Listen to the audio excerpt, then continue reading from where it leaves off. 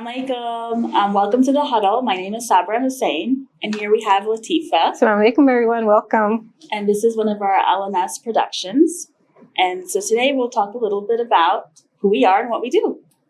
That's right. LnS, we are the purveyors, the promoters, the encouragers of holistic education in the Muslim community. And so a little bit about me. I have been teaching for 15 some years. In public and private schools, as well as Islamic education schools. And I'm really passionate about holistic education, especially when you integrate Islam within everything that you do. And I was a founder of Al-Hadi Learning Organization, which is where I brought you along for the ride. And now we're here together. Mm-hmm. And I am an educator of over 25 years. I've taught in public, private, Islamic schools, as well as community college. I am a friend of Sabra, who brought me into her venture of Al-Hadi Learning Organization. And basically, let's say over the past 10 years, I've just been developing this passion for holistic learning, and we have been inspired to share that with our community. We both of us have a bachelor's in education, and we both have a master's in education as well. I have a bachelor's in math. You have a master's? I have a master's in teaching curriculum. Same. Yeah. So we train teachers, we coach parents, and we develop curriculum on the side. Yep. That's a lot. Alhamdulillah. So what do we do at LnS? LnS, basically, like I said before, our mission is to spread holistic Islamic education to our entire Muslim community worldwide, insha'Allah. We base these holistic practices on a prophetic model of education, teaching, and learning, and we're hoping to establish this as the gold standard of education in the Muslim community. Yeah, a lot of times we see that schools and homeschool parents both, we try to teach Islamically, like Islamic education, but we still compartmentalize Islam to be on the side, and then we have all the other subjects on the other side. And so when we coach parents and teachers, we try to have them integrate everything. So it's really seamless. Islam is integrated into every facet of the school day, every facet of the homeschool life. And it's hard. It's not easy to think like that because so many of us have adopted this like a secular worldview. And I think we have to backtrack a little bit and reframe the way we view Islam, first of all, adopt the Islamic worldview, and then go into education that way. Yeah, and our philosophy and our mission are based on research and the best practices for teaching and learning. And so we take that and we couple it with, we've had the benefit of being blessed with interacting with many Islamic scholars. And so we couple that with the advice and consultation we get from them to come up with practices that really work in the classroom. For example, whenever we start out our school day, we always start out with the Bismillah, a whole kind of ritual that brings Allah into remembrance so that our students understand that knowledge without, guidance by our Allah and our Ahlul Bayt and practice is not worthy. It's not just worth on its own. It has to be this knowledge and this practice and this development of the self. Yeah, like starting with an intention. I think as homeschool parents, we just want to kind of get on with the academics, like, okay, let's just start doing math or reading or writing or whatever. And we forget to set our intention with our children. And then really just bring in this mindset of what are we doing all of this for, right? And so I think that's something we often forget as homeschool parents. Yeah. We have to really remember not just our intention for the day, but our intention for our lives and our purpose and how. And that's where the mission statement comes in. Yes, how we're going to develop our family. What do we want to do with our family? Yeah, what are our aspirations for our family? What are our big goals? Like how do we see our children 15 years from now, right? What are they going to look like? Mm-hmm. And so we have to really reflect on that. Again, so many of us just kind of deep dive into sending our kids into an Islamic school or homeschool path, and then we forget what we're trying to achieve with our children and our family. So one of the things we actually always say in every one of our huddles is if you don't have a family mission statement, do that before you do anything because it really sets you up for success. Yep. And really one of the things that we can do is actually help you through the process of doing that, because it can sound daunting. Write a mission statement. What does that mean? Yeah. But we can walk you through that process and help you develop your own families customized to you, not by what we think, but what's important to you. Yeah, and we've coached so many homeschool families, and every time we get this, like, I don't know, this appreciation and this new outlook of what they're trying to achieve. And I really and we've collected so many of them, but each one of them is so unique. And every time I talk to a parent that's done this, they were like, wow, I wish we had done that in the beginning. So I think that's really nice. Yeah, because this is this important first step that people usually skip. Like, people usually start with, well, what curriculum should I use? Or what should I teach? What grade level should I put my student on? What time should I start? But all of these questions are actually answered by your mission statement. Yeah, it becomes like a guiding light. Yeah, right? if you don't have the mission statement, then it's really difficult to answer those questions. What is important to you will determine how you answer those questions. Yeah. So that's one of the things we do. And then we've started putting together these like huddles, right? With homeschool parents, which have been going really well. And then each time we release like our notes and a coaching guide to kind of help these parents along the way. So that's been really nice too. And so those questions that you guys are like, well, how do I teach multiple children who are different ages? Or how do I get things done when in the house when I have to do homeschooling as well? What curriculum to pick? Which curriculum should I pick? Or now that I have decided I want to teach in the Montessori way, how can I keep going with that? All those kind of things, we try to address those in our huddles. We try to address them in our coaching guides, which you can buy, link below to our stand store. Lots of links there. So coaching guide. We also coach one-on-one.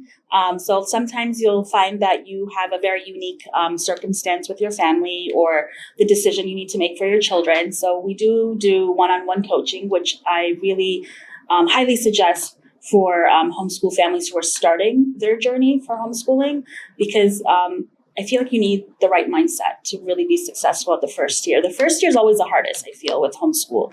It's kind of like when I used to train teachers in schools, the teachers would always say they feel like they're drowning all the time. And that's because they don't have a mentor. And that's where we come in. We can kind of mentor you, handhold you through the process, the first 3 months or the first 6 months, so we can help you troubleshoot, help you along the way, and make sure that you just really know what you're doing. Yeah, and sometimes when you start homeschooling, you think something is really hard, and it's just one little tweak that you need to make things run smoothly. And since we have that experience, we're able to share that. Yeah, you've been homeschooling for a long time. I don't think you mentioned that.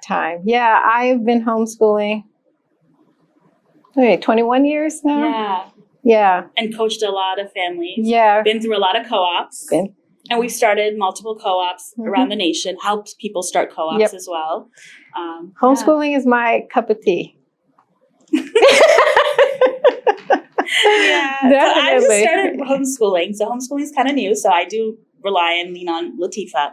I have 2 teenagers of my own. Teenagers are interesting. Yeah, I thought toddler years were interesting. They're like menaces, but it comes back. And so teenage years are definitely more challenging in a different way. Yeah, exactly. So I'm homeschooling them. That's been really fun and enjoyable for me. I'm not sure what my kids think about that yet. But alhamdulillah, I'm really glad that I have the opportunity to be home with them and to curate their environment the way I want to. And it's been really interesting because they've been both in public school, private school, all secular, and now we're homeschooling. So I really love it. I wonder, just for me as an adult, I didn't homeschool. I went to public school all the way through. But as an adult, I found when I got an opportunity to step into an all Muslim environment, I found myself feeling lighter. I found that I had up walls and I had up defenses that I didn't even register or realize that I had up until I stepped out of the space and then was like, oh, I was carrying all that. Right? But it's interesting because mine's the other way. I actually went to an Islamic school growing up, but then we moved. And so we didn't have access to an Islamic school at that point. And so it was a huge culture shock for me, a huge shock in all ways, going from an Islamic school to a public school. And it wasn't for the better, I think. That's why I really wanted my children to have a very solid Islamic environment. Alhamdulillah, we're now doing that. But have they felt it? Have they noticed it yet? In some ways. In some ways. Yeah. On this quest to help Muslim schools adopt Islamic holistic education, we have had the blessing and the benefit to work with several schools to train teachers, train administration, and bring these practices to life in institutions. So even if you're not a homeschooler, we still have services. We have met with parents of schools, we've met with administrators of schools, and we've trained teachers of school on these practices. A lot of times Islamic schools, I feel like a lot of Islamic schools, they still get it wrong sometimes. They're an Islamic school by name. When you look at their schedule, their curriculum, they've adopted a lot of the secular mindset, or secular standards, I should say, and they slap an Islamic studies class within their schedule and call themselves an Islamic school. So we're really trying to reframe the way we approach Islamic education within institutions. Like I said before, Islam really has to seamlessly go into every facet of a student's life. And so a lot of times what we find is that there needs to be a mission alignment within the school. So we really help institutions kind of deep dive into their mission statement and see what their daily schedule is like, and then align those two to make sure that they really do have Islam into everything that they're doing. And even if you're not a master teacher, right, you can take a regular curriculum textbook and you can just bring in Islam, you know, like verses or of the Quran, or even examples, examples, even names. Like one great thing we talked about the other day is if you're talking about metaphors, the Quran is full of metaphors. So when you're looking for examples of what metaphors are, you can pull them from the Quran, right? Yeah. We talk about simile, the same. Parables, the same. You know, there's so many things. Even when you talk about biographies, there are plenty of biographies in the Quran. So like people, it just takes kind of opening your awareness and into different ways that you can bring these Islamic elements and not compartmentalizing. I think we follow this model of school where you have math, science, social studies, and you don't think like that as Muslims. Islam is supposed to be just something that we live and breathe all the time, and not just saying we're going to do Islam because it's prayer time, and then we're going to go outside and not do Islam. Right? Islam is just who we are. It's a part of a state of being. So I feel like as we coach Islamic schools, we've been really trying to get them to understand this concept and figure out how they can apply that best practice. Yes, even in disciplinary policies, like that's right, conflict resolution, like all of these, Islam has prescriptions for all of these things. And instead of like looking and like modeling ourselves off of what handbook says at a certain school or whatever, we go and say, oh, well, you know, what does the Quran say? You know, what does the Prophet say about this? And I think it's a matter of just adopting your own standards. And I feel like that's where we start wrong, right? When we establish Islamic schools, we don't do the hard work in the beginning where we create our own standards for our school. We just adopt whatever district standards are set for our state, and we just say we're going to just do this. We're going to copy that model because it's working. And then we buy a curriculum that's aligned with that. Right. And then we take away all of our choice in what that is contained in that curriculum, in the content, what we actually want our students to learn. Yeah. And then we feel like that is the right way, and that's the prescription. Right. And if we deviate from it a little bit, then our kids are going to be doomed. And then we try to squeeze Islam wherever we can in those little spaces, forgetting that Islam should be the center of everything, right? And so I think when people are starting, our communities are starting an Islamic school, they have to take time first to really understand the Islamic worldview and how to put that in practice for an Islamic school, and then put together an Islamic philosophy or an educational philosophy that's God-centric, and then do everything else like create a budget, pick curriculum, figure out all the other stuff. I think that comes later. And really, parents, like, you can't just send your kids to school and then walk away. You can't turn over, like, Allah gave each of you the responsibility to raise your child, right? Yeah, it's a partnership. You have the parents, you have the masjid, and you have the school. You're working together. It's a partnership. Yeah. And so you can't just drop them off. You have to be willing to get there, roll your sleeves up. You have a say. You have a say in what they learn. You have a say in these standards. And you don't need, I think a lot of time in the Muslim community, we feel like we need the certification, validation, stamp of approval of the government or the state. No, you make your own. You have your own standards. Our Ahl Bayt has put the standards forth, right? We don't even need to actually create our own. And whose standards could be Exactly. So I feel like we need to go back to that. And so this is what we do with schools. We kind of get them to reflect on that and bring that forth and train the teachers. Yeah, to think that way. And a lot of times, I know when I went to school to be a teacher, I would say classically trained, where we weren't taught on how to teach kids to be critical thinkers or how to really learn, how to teach kids how to learn. So a lot of the things I know as a teacher, I learned through experience. Mm-hmm. And so that's why a lot of times I think when Islamic schools are looking for these certified teachers, like they're missing it all.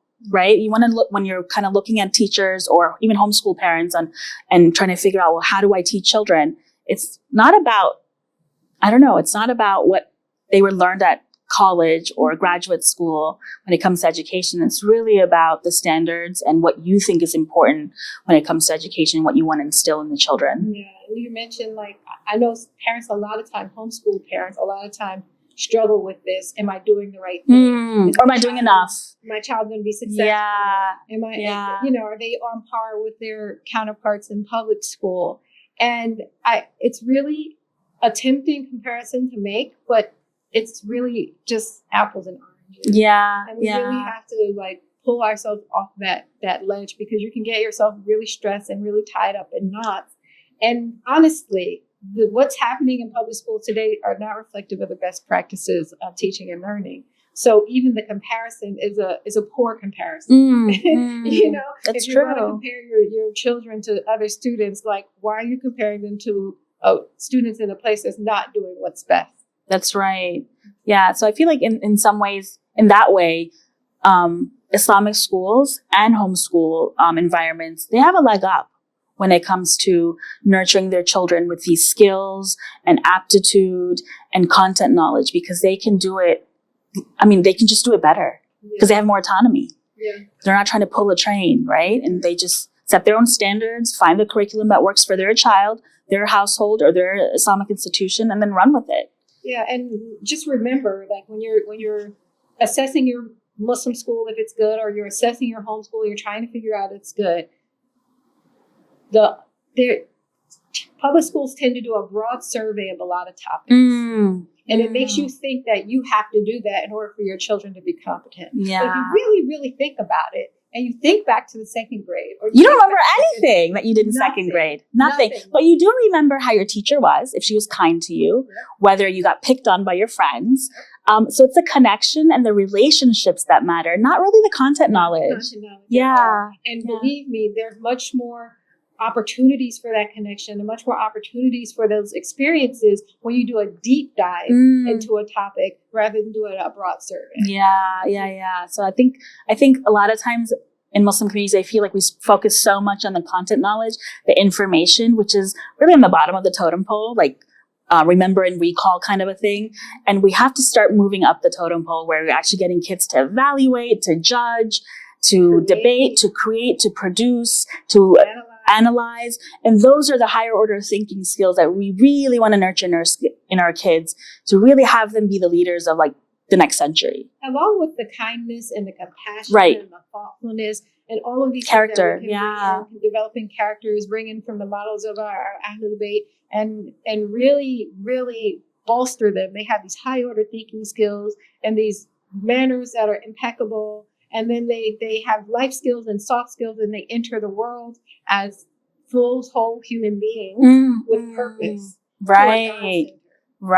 And that's hard if you're sending your kids to a secular school and they're in an environment for 6 to 7 hours with God, intentionally, when God is removed from that environment, you don't have any clue of what's happening in that environment. You come home and you say, all of a sudden, we're going to pray together.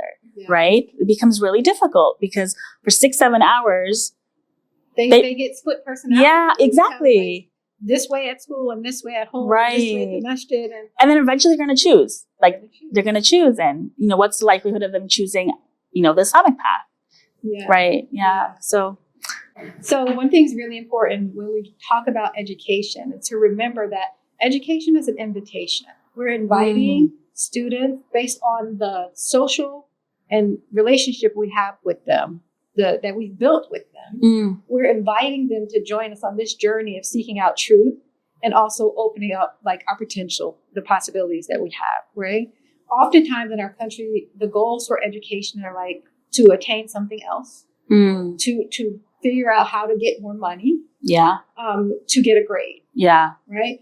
But we want to invite to this continuous journey of seeking truth and self-development and growth. In order to get closer to Allah subhanahu wa ta'ala. That's our ultimate goal. To be complete human beings moving closer to Allah all the time. And yes, we struggle and we straggle sometimes and we trip up. But that this is a continuous thing that would go on. Instead of this thing being inside this room where we sucking up information. Yeah.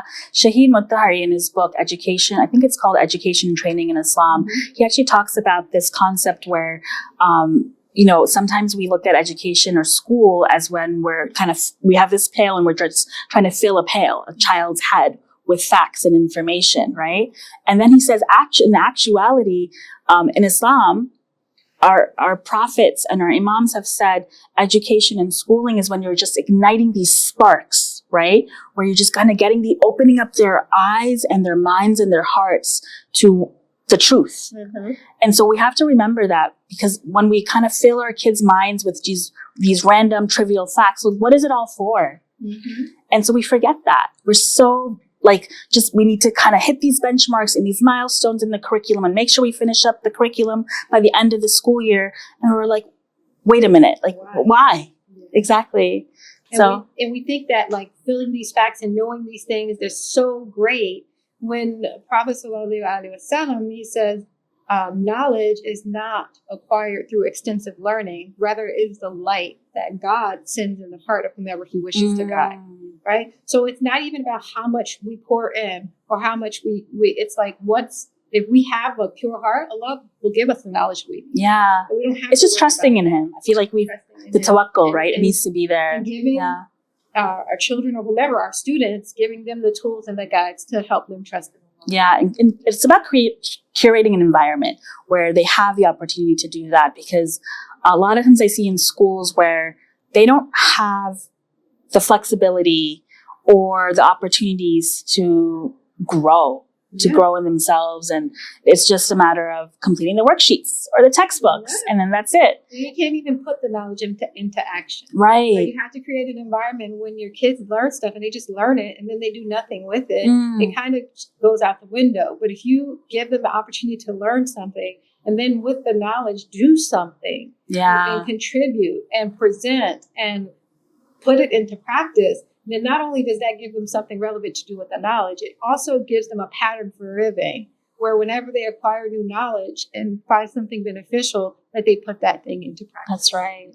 So all to say that we will coach you, we can coach you on how to kind of reframe the way you approach education with your children or your Islamic institution, and so that your children and your students can really attain this ultimate goal of getting closer to Allah subhanahu wa ta'ala and do what he wants us to do with this knowledge. And know that I never intended, when I started this journey of teaching my children, I never intended for them to get into college or whatever. They did, and alhamdulillah. Yeah, we're not undermining academics or college or anything.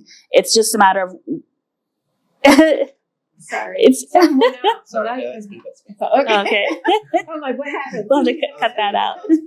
Okay. Yeah. Sorry. No, I was just saying we're not undermining college or academics or being competitive in the education sphere. It's more about understanding what is your ultimate goal. Right. And these things, I have found, if you seek these goals, those things come easily. If you seek those things, these goals don't come easily. They're not a natural thing if you're not prioritizing them and bringing them to the forefront, because the rest of the society has all these other values and all these other things being pushed at us. If you don't prioritize these specific values and cultivating this Islamic worldview, it does not come.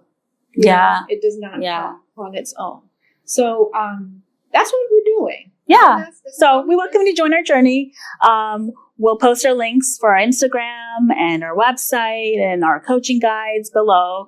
And our curriculums. We do write our own curriculums because a lot of times I feel Islamic schools, they're searching for Islamically or holistic curriculums, but they're just not out there. So now we have to go out and create them. And we also train teachers on how to take a regular old Joe Schmo curriculum and make it into an inquiry-based Islamically integrated curriculum. Yeah, alhamdulillah. So thank you so much for listening.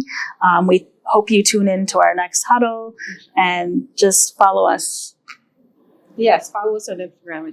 Assalamu alaikum.